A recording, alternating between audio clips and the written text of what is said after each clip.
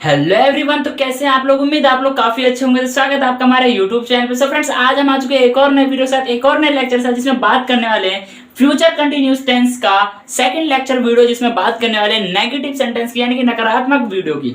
ठीक है, नकारात्मक वाक्य की। तो ज्यादा टाइम वेस्ट ना करते हुए स्टार्ट करते हैं आज की वीडियो। लेकिन उससे पहले मैं आप लोगों को बता दूं, इससे पहले कि जितनी भी वीडियोस थी वो सारी वीडियोस बना के मैंने अपलोड कर दी हैं। अगर आप लोगों ने अभी तक नहीं देखा है तो जल्दी से इस वीडियो का डिस्क्रिप्शन बॉक्स में जाए, वहां पर आपको उन सभी वीडियोस की वीडियो लिंक देखने को मिल जाएंगी। पहले उन वीडियोस को देखिए, उसके बाद ही आपको आगे बढ़ना चाहिए, ताकि ज्यादा अच्छे ज्यादा बेहतर तरीके से आप लोगों को समझ में आ जाए। तो ज्यादा फार्म ना भरते हुए स्टार्ट करते हैं आज का टॉपिक।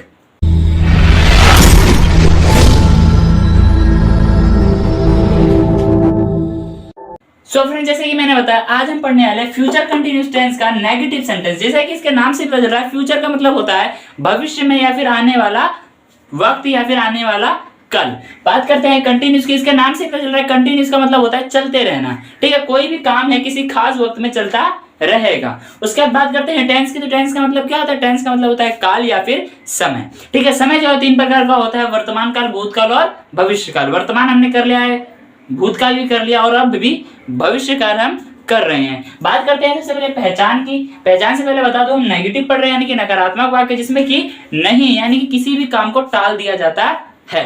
जैसे कि मैं नहीं पढ़ाऊंगा, मैं नहीं पढ़ूंगा, मैं नहीं लिखूंगा, ये सब क्या है? किसी काम को टाल देना। ठीक है, बात करते हैं पहचान की। जिस हिंदी वाक्य के अंत में रहा होगा, रहे होंगे, रहोगे, तब हम क्या करते हैं? विल बी प्लस वर्ब की फोर्थ फॉर्म का यूज करते हैं।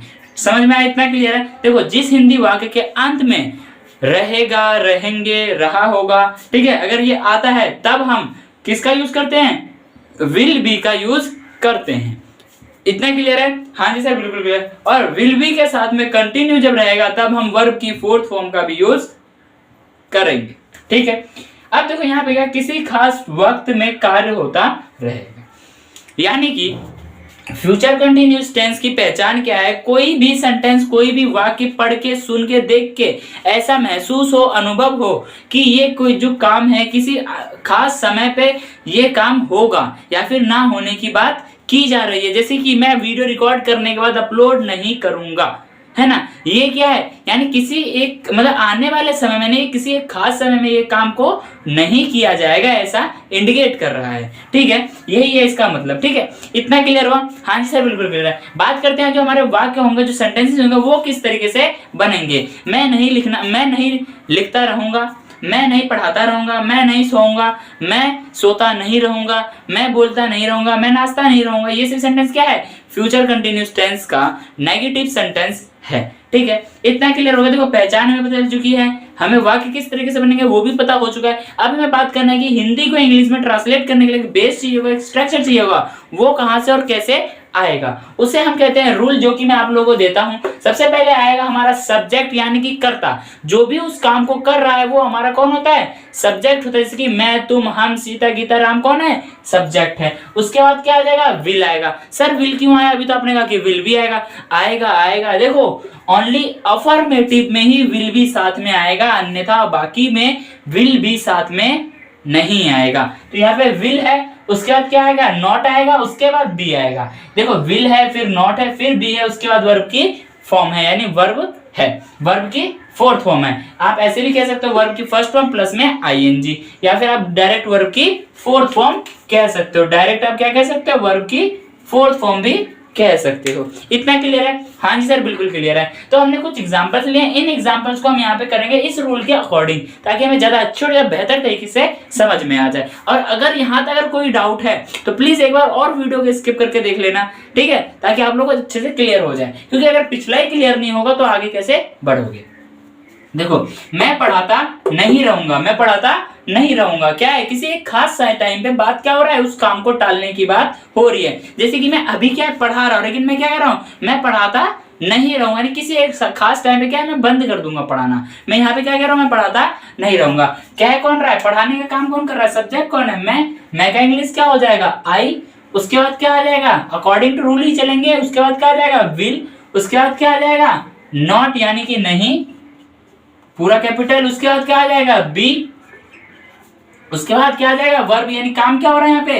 पढ़ाने का। पढ़ाने का इंग्लिश क्या होता है? टीच, TEACH, CH और इसके साथ में क्या आ जाएगा ING, तो क्या हो जाएगा we will not be teaching. उसके बाद तुम दौड़ते नहीं रहोगे, तुम दौड़ते नहीं रहोगे, दौड़ कौन रहा है तुम का क्या हो जाएगा यू, उसके बाद अकॉर्डिंग टू रूल क्या हो जाएगा विल, उसके बाद क्या आ जाएगा, उसके बाद आ जाएगा हमारा नॉट, उसके बाद क्या आ जाएगा, उसके बाद आएगा वी, ठीक है। उसके बाद क्या है, काम क्या हो रहा है पे दौड़ने का क्या होता है रन, RUN, और इसके साथ में क्या आ जाएगा ING, तो क्या हो जाएगा you will not B running. उसके बाद क्या है, वह नाचती नहीं रहेगी, वो नाचती नहीं रहेगी, यानी कि देखो वो नाच रही है लेकिन एक खास टाइम पे वो नाचती नहीं रहेगी। अगर रहेगा होता तो ही आता, यहाँ पे क्या रहेगी है यानी कि लड़की की बात हो रही है, तो क्या आ जाएगा शी।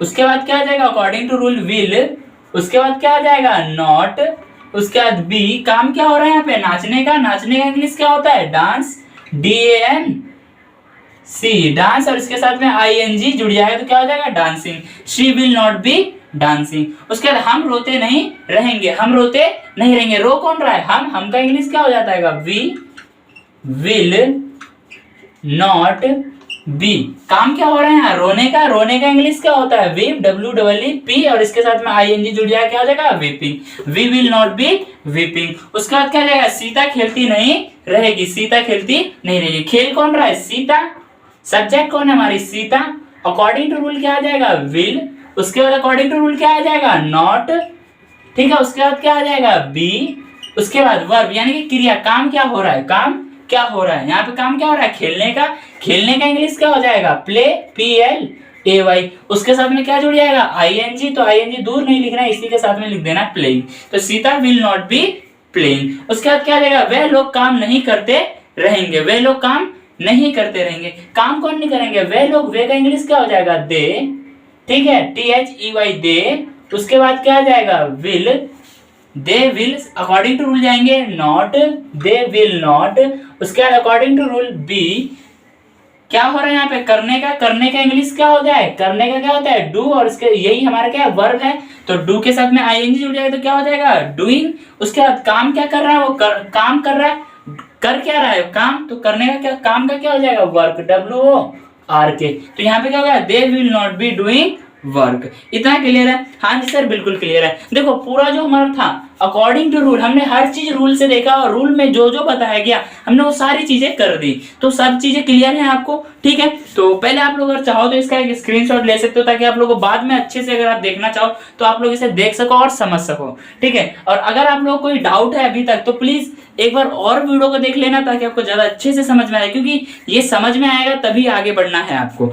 लेकिन इस वीडियो को एंड करने से पहले मैं आप लोग बता दूं आज हमने पढ़ा क्या। आज हम पढ़ रहे थे फ्यूचर कंटिन्यूअस टेंस का नेगेटिव सेंटेंस यानी कि सेकंड लेक्चर, जिसकी पहचान क्या है, जिस भी वाक्य के अंत में रहा होगा, रहे होंगे, रहोगे आएगा, या फिर किसी वाक्य को सुन के पढ़ के देख के ऐसा अनुभव हो कि कोई जो काम है वो किसी खास टाइम पे नकारा जा रहा है या नहीं करने की बात की जा रही है, ठीक है। बात करते हैं हमारे वाक्य की, वाक्य किस तरीके से बनता है हमारा, मैं पढ़ाता नहीं रहूंगा, मैं खेलता नहीं रहूंगा, मैं सोता नहीं रहूंगा, मैं जाता नहीं रहूंगा, ये सभी क्या है फ्यूचर कंटिन्यूअस टेंस का नेगेटिव सेंटेंस है। उसके बाद बात करते हैं इसके इंग्लिश में ट्रांसलेट करने के एक बेस के एक स्ट्रक्चर की, जो कि हमारा क्या होता है रूल होता है। सबसे पहले आएगा हमारा सब्जेक्ट यानी कि कर्ता, जो भी उस काम को करता है। उसके बाद आएगा हमारा विल या कोई क्या है, विल जो है हमारी हेल्पिंग वर्ब है, विल बी है, देखो विल लिया, उसके बाद हमने नॉट लिया, उसके बाद हमने बी लिया, ठीक है। यहाँ पे अलग अलग हो जाएगा, बस आपको यही ध्यान रखना है। उसके बाद क्या आ जाएगा वर्ब की फोर्थ फॉर्म, क्या आ जाएगा वर्ब की फोर्थ फॉर्म। पूरा रूल याद कर लेना, रूल याद कर लोगे पूरा सेंटेंस कोई सा भी आ जाए पूरी चुटकी बजाते क्लियर कर दोगे। तो आज की वीडियो में इतना ही, मुझे उम्मीद है आप लोगों को सारी चीजें अच्छे से क्लियर हो गई होंगी। और हाँ, इससे पहले मैं आपको एक बात और जरूरी बता देता हूं, इससे पहले की जितनी वीडियोस थी वो सारी वीडियोस भी आप लोगों के लिए बहुत इंपॉर्टेंट है, पहले उनको भी जरूर देख लेना, और उनकी लिंक आपको इसी वीडियो के डिस्क्रिप्शन बॉक्स में देखने को मिल जाएगी। तो जल्दी से जाइए उन वीडियोस को देखिए, और हाँ अपना प्यार और सपोर्ट हमें देते रहिए। आप लोगों के एक एक लाइक, एक एक कमेंट से हमें बहुत ज्यादा मोटिवेशन मिलता है और नई वीडियोस बनाने के लिए। तो आज की वीडियो में इतना ही, मिलते हैं नेक्स्ट वीडियो में नेक्स्ट लेक्चर के साथ। Bye bye, thanks for watching this video.